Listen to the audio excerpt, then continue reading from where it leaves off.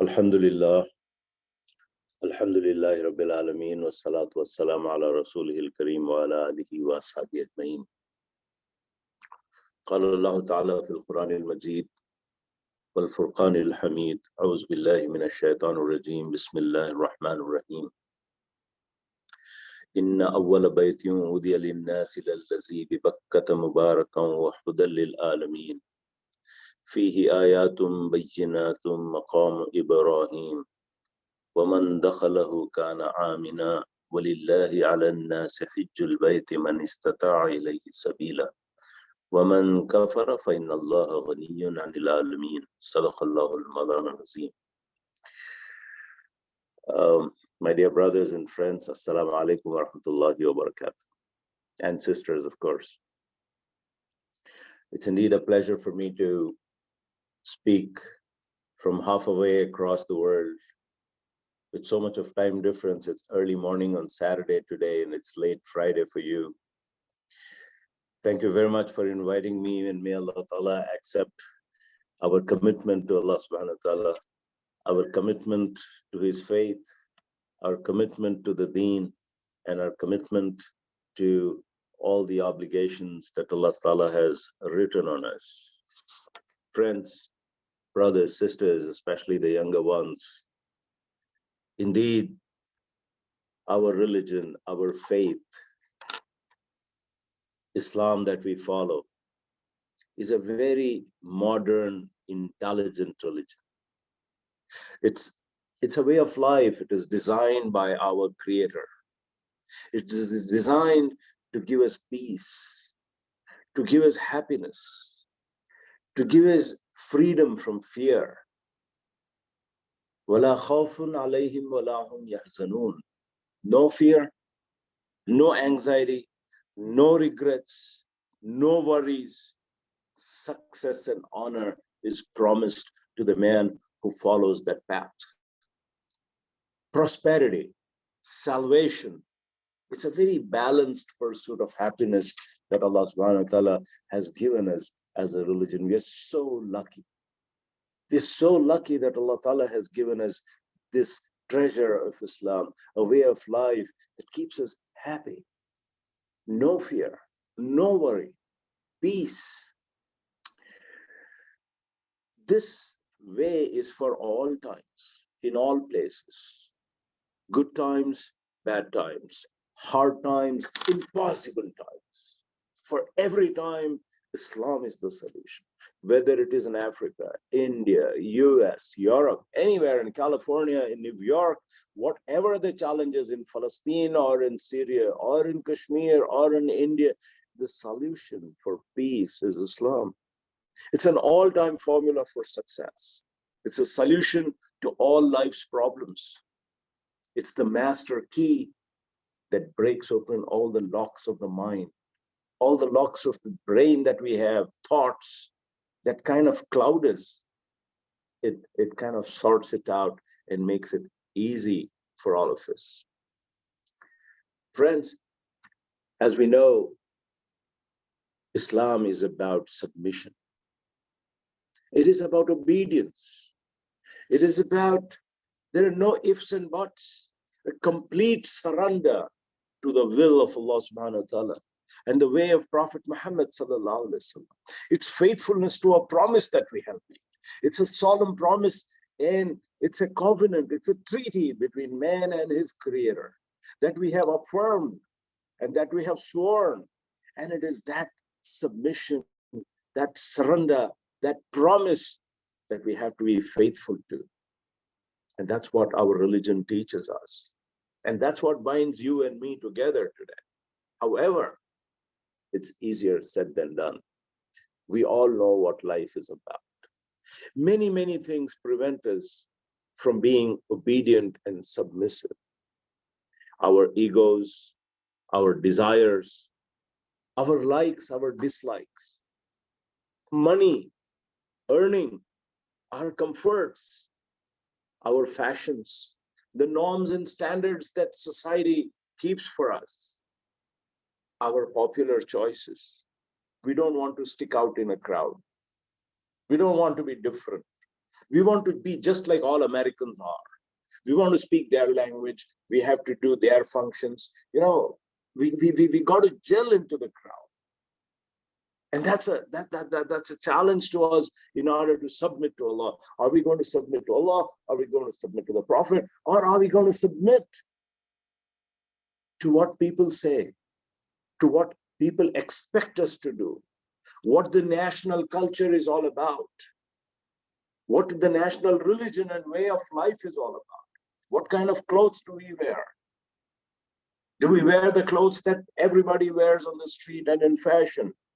Or do we wear what our Prophet ﷺ asked us to do? Will we go out of the way, compromise with our sleep, compromise with our comfort, sometimes even our rationality, sometimes even the call for efficiency versus Allah's word, versus our faith and our promise?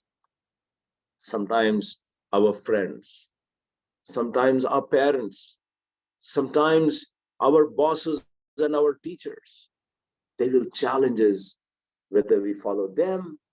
It's a choice, how we live and what we do. And that's what life is all about.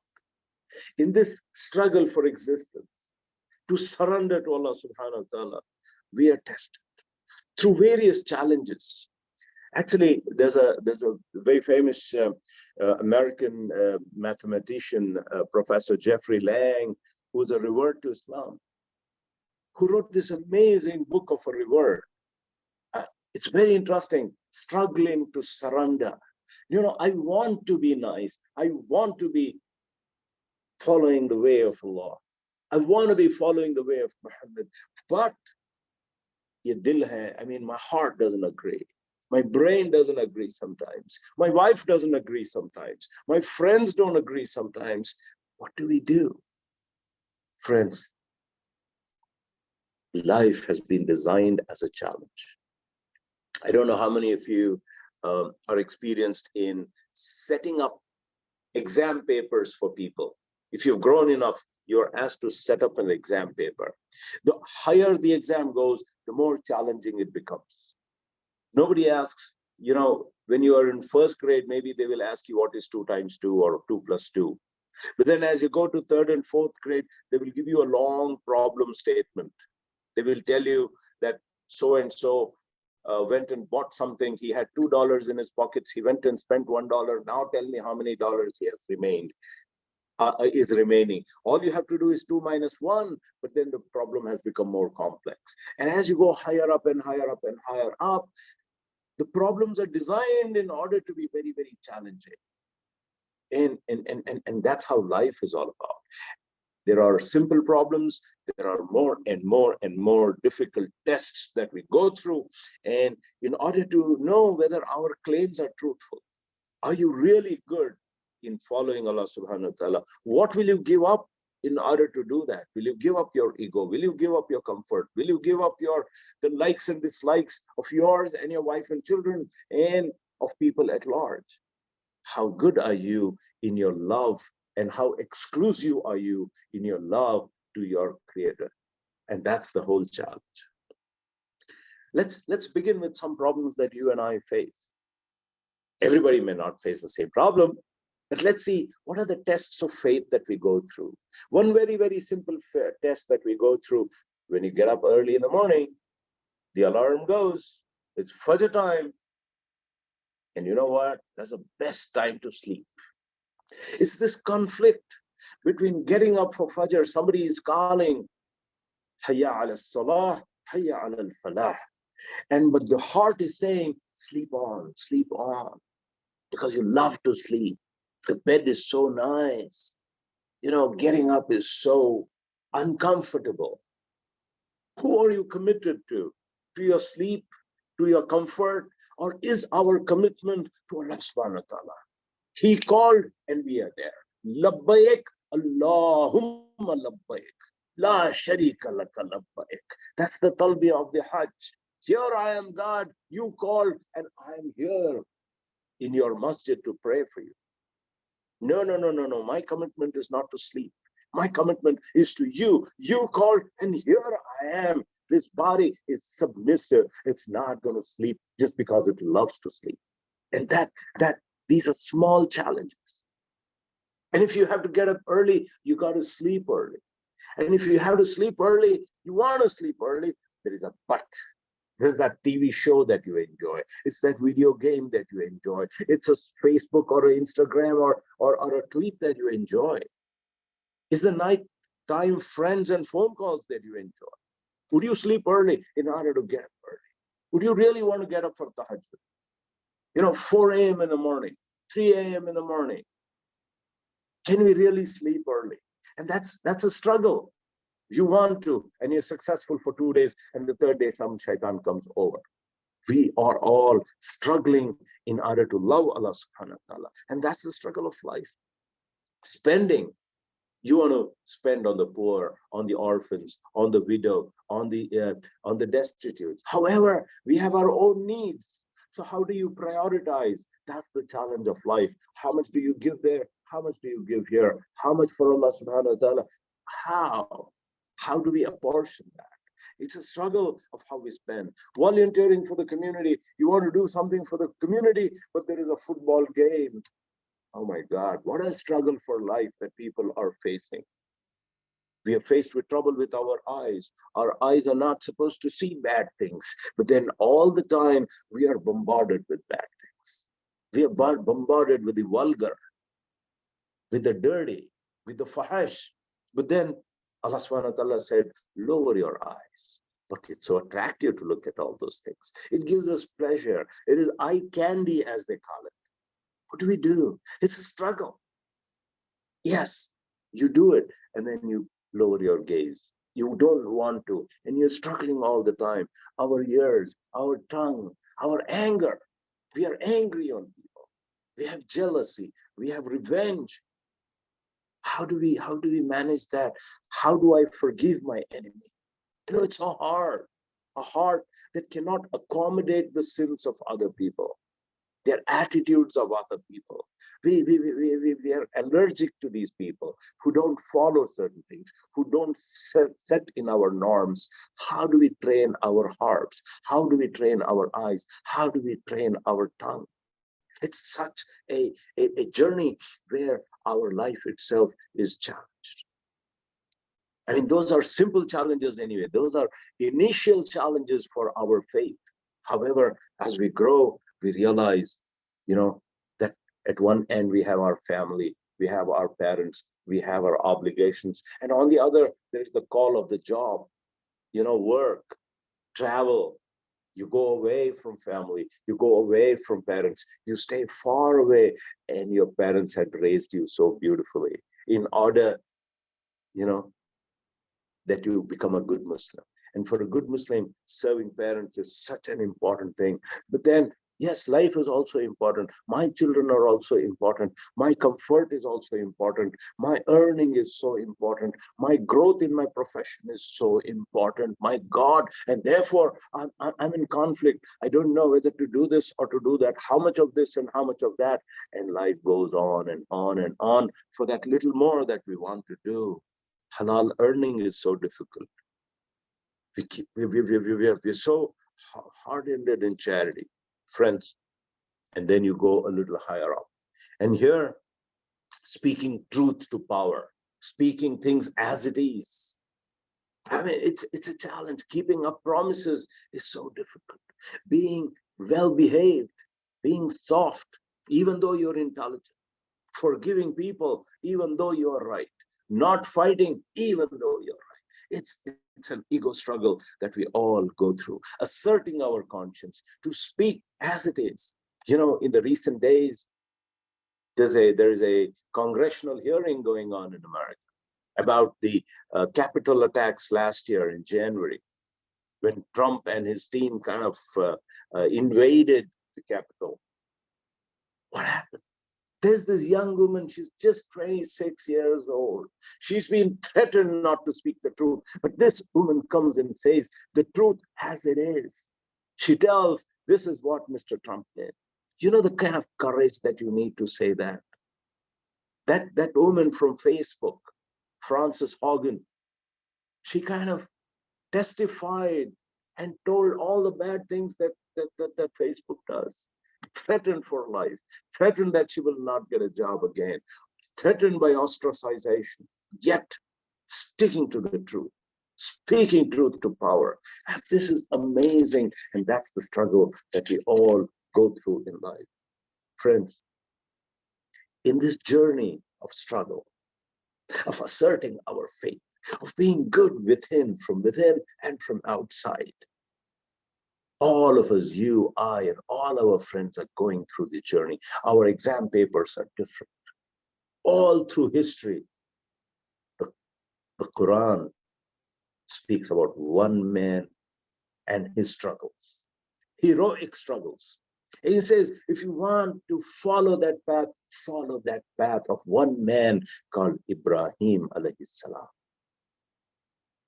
These 10 days of Zil Hajjah, these days of the Hajj, the entire ritual of the Hajj is in commemoration of that great man, our father, Ibrahim alayhi salam. The Quran in Surah Al-Baqarah speaks about this when it says, وَإِذِ ابْتَلَى إِبْرَاهِيمَ رَبُّهُ بِكَلِمَاتٍ فَأَتَمَّهُ. When Ibrahim proclaimed La ilaha illallah, we tested him. Are you a really truthful person? Will you stick to your promise? And we gave him different levels of test, SATs, advanced APs, and whatnot. And it's a competitive exam, and you get better and better and better. And you know what? Ibrahim was the man who passed every single test.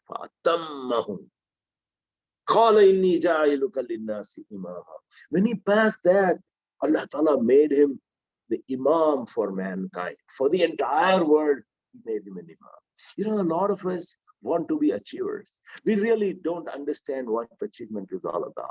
Achievement is that struggle, that we overcome our egos, that we overcome our anger, that we overcome our miserliness, that we overcome our jealousy. We become forgiving, we become soft, we become accommodating, we become submissive, we become, of good faith.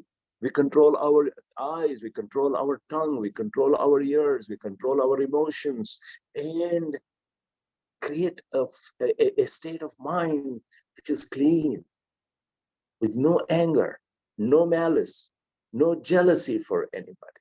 It's that Ibrahim's heart has been mentioned, Awwahun Halim, Qalb Salim, Munib. These are the words that describe that heart. A heart that frequently remembers Allah subhanahu wa ta'ala, a heart that frequently turns to Allah subhanahu wa ta'ala, a heart that is very soft, accommodating, not that hardness of the heart, but a very forgiving heart, a very soft-hearted man. And that's the kind of person. In ما كان إبراهيم يهوديا ولا نصرانيا ولكن حنيفا مسلما. Ibrahim was neither a Yahudi, a Jew, or a Christian. What was he? And that's a very, very important question. The Christians and the Jews claim their relation to Ibrahim alayhi salam. However, you need to realize that Ibrahim came before Moses. You need to realize that Ibrahim came before Jesus. And how is it that he was a Christian? How is it that he was a Jew? What religion did he follow? Allah Ta'ala says he was Hanif. That's the religion of mine and yours. That's a single religion. Ibrahim's religion is my religion. He was Muslim. ولكن كان حنيفا مسلما. He was a Muslim. He had submitted. He had surrendered. Friends, so Ibrahim alayhi salam, was the quintessential Muslim. And the journey that his life is all about is that struggle to surrender, his internal struggles and external struggles. He was tested in every possible way. In his life is an example for all people who are on this journey through this competitive exam of achieving Jannah. Friends, we are all struggling.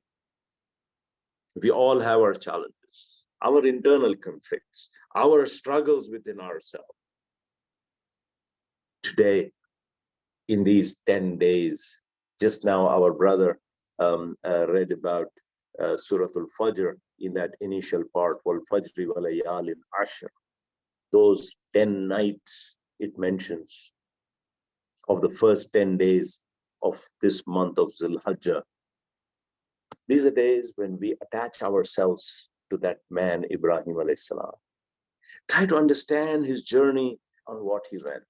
I would like to give you a few pictures, a few glimpses of this great man as written in the Quran. First, the first point that I want to drive about Ibrahim alayhi salam and compare it with ourselves. Look at this picture of Ibrahim and look at ourselves. First, he was a very thoughtful person, a very intense in his thoughts, very keen observer of things. He was very discerning. You know, he would distinguish. He was a non-conformist. He would not just take things as it is. He would question. You find him questioning Allah subhanahu wa ta'ala. وَإِذْ قَالَ إِبْرَاهِيمُ وَإِذْ قَالَ إِبْرَاهِيمُ وَإِذْ قَالَ إِبْرَاهِيمُ رَبِّ أَرِنِي كَيْفَ تُحْيِي الْمَوْتَى. He spoke to Allah subhanahu wa ta'ala. And that is what you and I need to learn. Do you speak to Allah subhanahu wa ta'ala anytime? Do you have a conversation, a dialogue with Allah subhanahu wa ta'ala? Does your mind relate to Allah subhanahu wa ta'ala? Ibrahim's mind related. He questioned Allah subhanahu wa ta'ala. He said, God, it's hard for me to understand life after death. Are we really going to be raised? Will you tell me how you will raise that? Is it possible? He asked questions. Do we ask questions? What kind of faith do we have? And Allah subhanahu wa ta'ala said, why, Abraham? Don't you believe me when I tell you? He said, no. I believe. However, my heart would be a little more comfortable if I knew, if I actually had a better understanding. And then the story goes that Ibrahim alayhi salam was asked to take 4 birds, make pieces out of them, mix them all up, put them into 4 different hills, and then call the birds. And all the birds came flying, and the pieces got together. And lo, Ibrahim saw what Allah subhanahu wa ta'ala can do. The power, the qudrat, the creativity of Allah subhanahu wa ta'ala. He is not constrained by anything. And that is what our Creator is all about. But this attitude of Ibrahim alayhi salam to question, كَيْفَ تُحْيِي الْمَوْتَى. Then you look at him in Surah Al-An'am. He looks at وَلَمَّا جَنَّ عَلَيْهِ اللَّيْلُ رَأَى كَوْكَبًا. This is a journey of faith that he went through. He looked at people and said, hey, what kind of guys are you? You're worshipping idols. And you're following rituals and routines that are so embarrassing. It was so dirty, that culture was. The national culture was dirty. It was embarrassing. He says, no, we don't drink those things. We don't take drugs. That's not the way. That's not my religion. They looked at people. Those are not the clothes that we wear. That's not the way we conduct ourselves. We don't dance like that. That's not our way. So he questioned. He told his father, hey, Dad, I don't agree with you. What kind of a life are you leading? Hey, look at all the people. Look at your nation. Look at your community. Is this the way to conduct yourself? That looking at society, looking at people, questioning things. And then he questioned his own faith. He said, look at all these people worshiping an idol, a photograph. And they're saying, God, come on, that can't be God. How can that be God? That is our Ibrahim. He had an internal struggle. He looked at the star and says, maybe this is God. Then he saw the star go away and said, nah, this is not God. Then he looked at the moon and said, this could be God. And then the moon went away and he said, this cannot be God. And then he went and looked at the sun and he said, is this God? This looks big, very impressive. But then he soon realized, and he says, No. Ya qawmi inni bari'un mimma tushrikun. Oh my people, oh my nation, forgive me. I cannot be with you, and I can't be with all the things that you guys do. Do you and I have the courage to say that? We are different. I am different. My attachment is to Allah subhanahu wa ta'ala. My attachment is to my conscience. And mine does not agree the way you conduct yourselves. And therefore he said, Inni wajjahtu wajhiya lillazi fatara as-samawati wal arda hanifa wa ma ana min al-mushrikeen. I have turned myself away. I have turned my face away. My direction in life is different from your direction. You go where you want. You go to Wall Street. You make your money. You buy your cars. You buy your property. You be in that direction. My direction is towards Allah subhanahu wa ta'ala. He changed his direction in life and he oriented himself to Allah subhanahu wa ta'ala. And that single-minded orientation is what the deen is all about. To be a maverick, not to conform to standards that have been set by society, by people. He says, no, I disagree. That courage to disagree, to go against the wind, against the crowd, against the flow, and say, friends, you can go that way. That's the easy path, the downhill path. And you just have to roll. There's no exertion in it, mental exertion.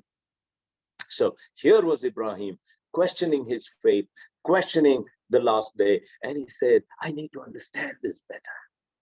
And he went on that journey. That's the spiritual journey of faith that we all should go through. Read, understand, question, and submit to Allah subhanahu wa ta'ala. It gives strength in faith that is simply amazing. And therefore, you see him question death, you see him question God, you see him question life itself. Then we need to come to another aspect of Ibrahim alayhi salam, and that he was a well-wisher. He was a well-wisher of people. He made a dua to Allah subhanahu wa ta'ala. When he went to Makkah, he made a dua. He said, Rabbi jal haza baladan amina warzuq ahlahu min ath-thamarati man amana billahi wal yawmil akhir. He said, God,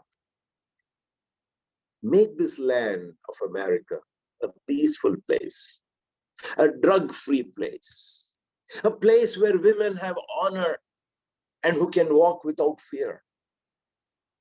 Give us security in this land. We don't want all those guns where they come and shoot young children in this country.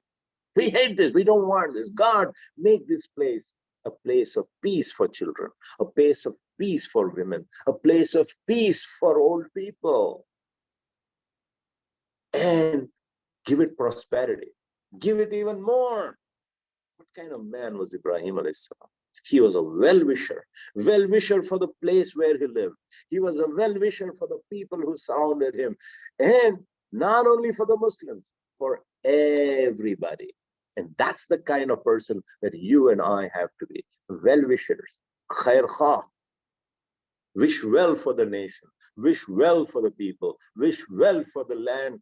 Never, never, never do anything that hurts, that damages, that takes that peace away, that takes that security away that people feel. And that's the kind of man Ibrahim was. And that well-wishing attitude is something that we all need to understand. And I told you about the state of his mind. He was soft. He had a sensitive heart, a responsive heart. If he did something wrong, he would immediately turn to Allah subhanahu wa ta'ala. If somebody did wrong to him, he would forgive, he would accommodate. Awahun Halim, that attitude in life of a heart that was clean. Just think about it, what kind of hearts we have, how many angers we have, how many people we are against, how much we think about other people. And we can't forgive, we can't be soft, we cannot be kind, we cannot overlook other people's faults. And that's a problem. Friends, the Quran describes Ibrahim alayhi salam when he stood up and said, وَإِذْ قَالَ إِبْرَاهِيمُ لِأَبِيهِ آزَرَ أَتَتَّخِذُ أَصْنَامًا آلِهَةً إِنِّي أَرَاكَ وَقَوْمَكَ فِي ضَلَالٍ مُبِينٍ. He spoke to his dad and he said, Dad, I disagree with you. And then, وَحَاجَّهُ قَوْمُهُ. His entire nation, his entire society stood up against him. He argued with them. He stood up and questioned and said, do you question this? He said, yes, I do question. I don't understand. I disagree. And I don't think what you guys are doing right. Drinking alcohol is not right. This kind of banking and looting is not right. This kind of environmental destruction is simply not right. This kind of looting poor African countries is not right, friends. It's just not on. This kind of fishing in the seas is not right. This kind of pollution is not right. I disagree. This is not the way to live. There must be a better way to live. Let us strive. Let us struggle. And therefore, he had the courage to stand up. There's a verse in the Quran which says, Alam tara ila allazi hajja Ibrahim fi rabbihi an atahu Allahu al-mulk. Don't you know Ibrahim, when he went to Namrud, the king of the times, and spoke to him about who the Lord is, who the sovereign is, who the lawgiver is, who the judge is. And he says, I disagree with your judgment, with your abortion laws. I disagree. You don't have a right to take life of anybody. That's not your right. You don't make the laws to make what Allah has made haram. You cannot make it halal. Who do you think you are to enforce what you think is right against what Allah Ta'ala has prescribed for us? He had the courage. And that is my Ibrahim. That is our role model. And that is how we become what we want. Friends, in order to do that, he had to go through a lot of struggles in life. The king said, if you don't agree with me, if you don't accept me as your Lord, as your lawgiver, as your judge, I'm going to throw you in fire. I'm going to throw you in fire. What do you think Ibrahim said? He got scared. Oh, don't, please don't. I'm going to be just a good American, a good Indian. Whatever you say, we will accept. Whatever festivals you do, we will do just like you do. We want a good job in IBM. That's all I care about. I want a good house. I want a good car, and my children need to go to university. That's all I care about. Everything I will accept, and I will sign, and I will do according to what you tell me to do. Ibrahim was not like that. Ibrahim said, look, I disagree. Don't bother me. I disagree.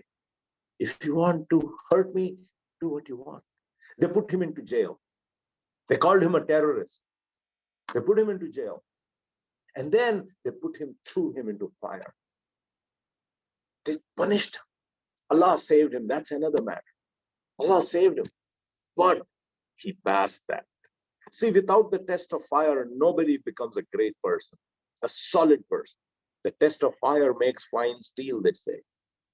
And therefore, he was to become the number 2 officer in government. He had to become the Secretary of State. He gave it up. He said, you can keep your positions. They threw him out. They put him into exile. They said, you cannot live in the United States anymore. He said, it's okay. Africa, I will go to Africa. Mecca, that place where nothing grows, it's hot. There's no air conditioning. It's lonely. I don't mind that. There is no Harvard University there. There is no UCLA. There is no UC Berkeley. There's nothing. There is no Disneyland. And there is no Facebook. There's no internet. No problem. You want to send me there, I'm going to there. I can't live here like you guys live, like giants. If you don't let me live here, it's okay. But I cannot agree with you. You know, the kind of challenge he had. He gave up his father. He gave up his home. He gave up his place of living, not for food, for faith, for asserting what he thought was true and proper. He migrated, he moved, he struggled through hardship and all the challenges and the adventure that comes along with it. Can you imagine a man who just leaves and goes away into a desert all alone, just with his wife and children, or just with his wife and actually a nephew, Lut alayhi salam, just walked out from Iraq and went to Mecca and then to Palestine and then to Egypt, that journey that he went. Friends, you also need to look that Ibrahim had to give up. Allah subhanahu wa ta'ala tested him and he said, why don't you sacrifice your beloved son? And what did Ibrahim say? Ibrahim did not say, God, I have just one son and you gave it to me when I was so old. He's such a lovely child. You want to take him away from me? That's not fair. He didn't say that. He said, God, if this is what you want, here, take it. God said, now that you have a child and a wife, go and leave them in a desert and come out. He said, okay. He did not say, there is no water there. How can I do that? That's punishment. I couldn't do that. He said, no, God, if you want it, if this is what you desire, I'm ready for that. There was no water for a little baby. And the mother also was a submitter. She said, Ibrahim, if this is what God wills, you can leave me and go. What a woman she was. She did not complain. And then she searched for water. She ran up the hills of Safa and Marwa, up and down, and the baby was crying. The baby was crying for water in the hot sun. And then there was a spring that came out, and that was the Zamzam spring, and the child drank, and the water is still springing and springing and flowing and flowing and flowing. That's one of the miracles of Allah subhanahu wa ta'ala, that we do the sa'i during the Hajj between the mountains of Safa and Marwa, remembering this sacrifice, remembering the struggle of this woman, trying to get that little water for that little baby in his journey for faith for Allah subhanahu wa ta'ala, and nothing else. They had enough water in the Tigris, in the Euphrates rivers of Baghdad, and in Iraq, that lovely green land, which is the most fertile in the world. They had a lot of water there, but they chose to come to a place where there was no water in the desert. That's the commemoration. You need to remember that challenge and how they did that. The dawah of Ibrahim alayhi salam. He stood up and he called people. He argued with people and he told them the right way. And that personality of Ibrahim alayhi salam. He made du'as. He made beautiful du'as. Is yarfa'u Ibrahimul وَإِذْ يَرْفَعُ إِبْرَاهِيمُ when Ibrahim and Ismail were building the Kaaba in Mecca, they made a dua. رَبَّنَا تَقَبَّلْ مِنَّا إِنَّكَ أَنْتَ السَّمِيعُ. See, the only thing they cared about is, God, accept this little contribution for us. رَبَّنَا وَجْعَلْنَا مُسْلِمًا. God, make us Muslim, make us submissive, make us yours. وَمِن ذُرِّيَّتِنَا. And they were very, very particular that their children also follow this path of Ibrahim, this path of God. You know, in America, it's so difficult to bring up children. One of the biggest things we can do is make dua for our children. رَبَّنَا وَاجْعَلْنَا مُسْلِمًا رَبَّنَا وَاجْعَلْنَا مُسْلِمِينَ لَكَ وَمِن ذُرِّيَّتَنَا أُمَّةً مُسْلِمَةً لَكَ وَأَرِنَا مَنَاسِكَنَا. God, show us the way of how to get closer to you, how to pray, how to love you. Show us that way and show it to our children. It's so lovely. And he prays for their prosperity. There's another dua here in Rabbana inni askantu min zurriyati biwadin ghairi zizar inda baytikal muharram Rabbana li yuqimu salata faj'al afidatam min an-nasi tahwi ilayhim. God, make them Muslims who pray and give them prosperity. Make them people who would be loved by other people. And the kind of dua, the kind of expectation, the kind of orientation. Friends, when we do our Hajj, we are actually going in that spiritual journey of Ibrahim alayhi salam. There's a very funny quote from a Persian poem that I would want to quote here. The Persian poem, the meaning I will tell you. It says, a donkey of Isa Nabi, the donkey of Jesus, even if it goes to Makkah and does Hajj and comes back, it remains a donkey. The donkey of Jesus, even if it does Hajj and comes back, it will remain a donkey. It will not be any better. In other words, let us do our prayers, our Hajj in a thinking way.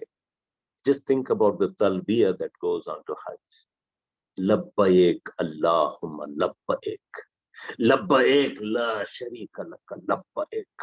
Innal hamda wan ni'mata laka wal mulk la sharika laka.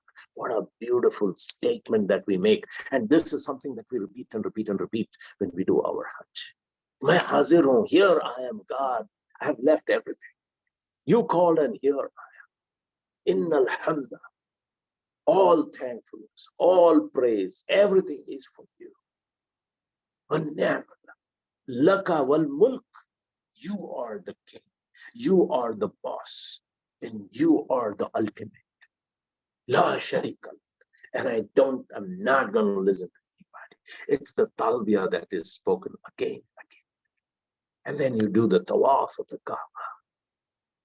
Go around it. Our life should revolve like that all the time within that little Allah, Allah, Allah, Allah, Allah. That's the kind of revolution that our life should be, not home and job and home and job and home. It's not the system that we need to follow. The system we need to follow is tawaf.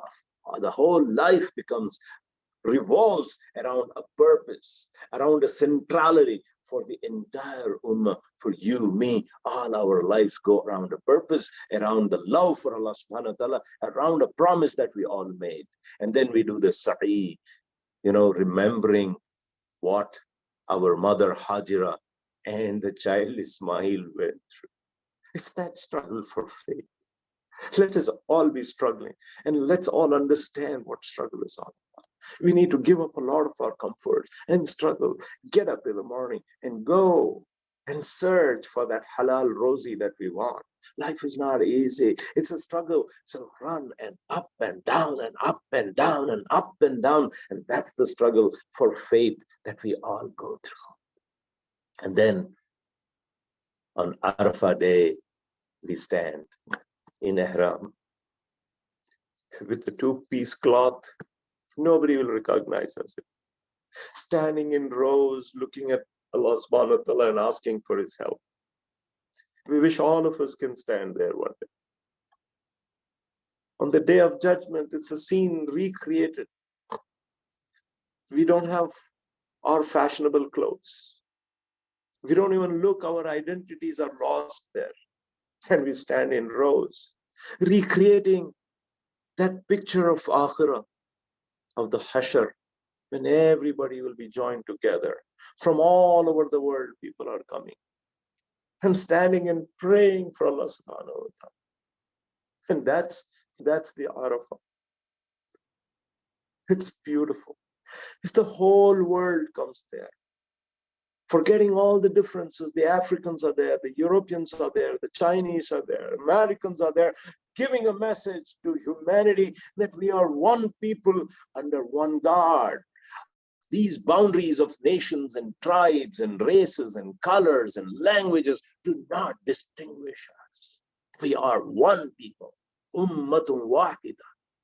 And that's the message of brotherhood, of universalism, of being together, having one faith, one purpose, one method, and one value system that we all go through. And that's the value system. There is no elite, there is no upper class, there is no lower class. All of us are one in front of Allah subhanahu wa ta'ala. It's that collective struggle, all of us being in the same boat, all of us being brothers and running through that. Lastly, the Prophet ﷺ said, anybody who does the Hajj and follows that path of Ibrahim. Anyway, before that, the Quran, the ayah that I mentioned in the beginning said, Inna awala baytin hudiya linnasi lillazi bi Bakkata mubarakan, Inna awala baytin hudiya linnasi lillazi bi Bakkata mubarakan. Anybody, it is farz, it is obligatory. Walillahi ala nasi hijjul bayti man istata'a. Everybody who has the istita'a, the power, the resources to go to Hajj must perform it once in his lifetime.